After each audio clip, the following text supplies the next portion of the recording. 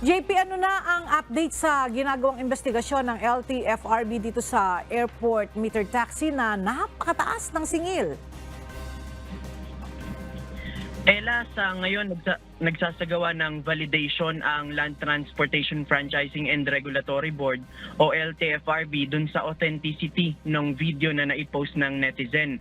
Kaugnay nga ito sa isang post ng netizen kung saan ipinapakita ng isang taxi driver ang umano'y airport meter rate sa isang turista at kasama nito. Batay sa post, nangyari umano ito sa Ninoy Aquino International Airport. Mayroon pa umanong gwardya sa airport ang nagturo sa kanila na doon sumakay sa taxi dahil wala ng shuttle bus.